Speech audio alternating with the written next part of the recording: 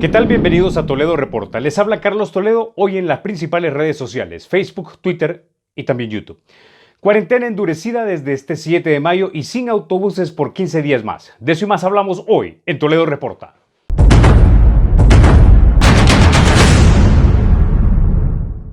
La madrugada del martes 5, en sesión extraordinaria, la Asamblea Legislativa aprobó con 56 votos la Ley de Regulación para el Aislamiento, Cuarentena, Observación y Vigilancia por COVID-19. Esta ley ordena la cuarentena domiciliar y establece quiénes son los únicos autorizados para salir y regula qué pasa si un ciudadano la incumple. La ley establece que la cuarentena controlada ya no va a durar 30 días, sino 15. Si alguien incumple la cuarentena y es sorprendido, sería llevado con un médico para que éste determine si está contagiado o no. Si no está contagiado, este personal de salud es quien definiría si va de regreso a su casa o va para un centro de contención.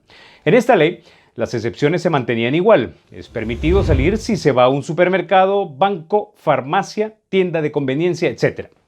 Ahora, el presidente Bukele, luego el martes por la noche, en cadena nacional, informó que emitiría un reglamento para ser más específico en las restricciones creadas en la ley.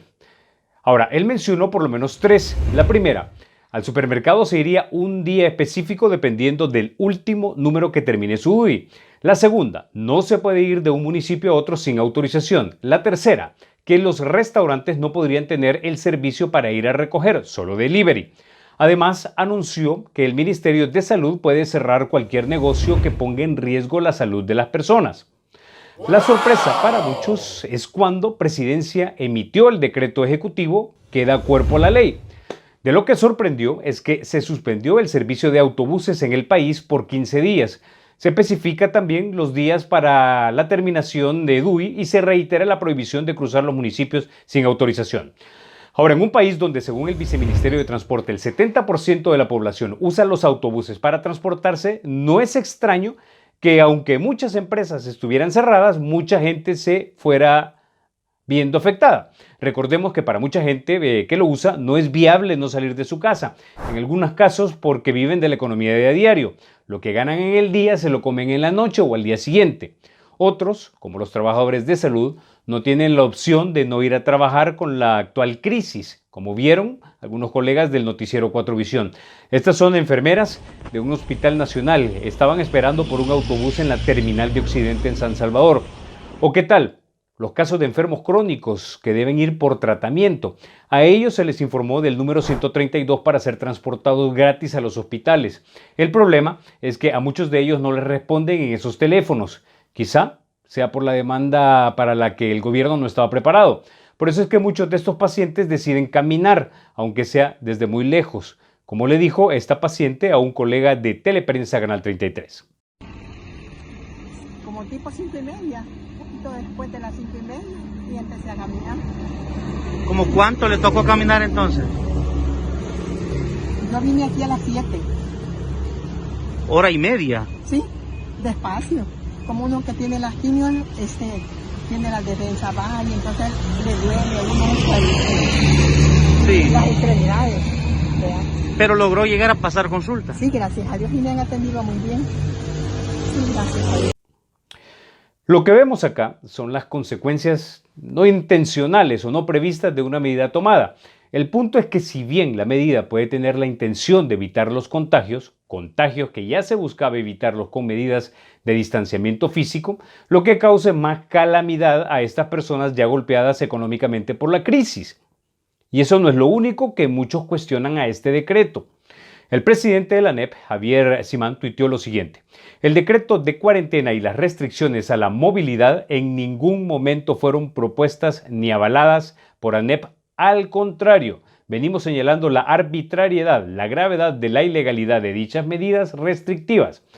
A esto se sumaron también 3 abogados de la Constitución, entre ellos el doctor Rubén Zamora, ex embajador de El Salvador en Estados Unidos, Javier Castro, de Estudios Legales de FUSADES, y el doctor Bertrán Galindo, ex ministro de Seguridad.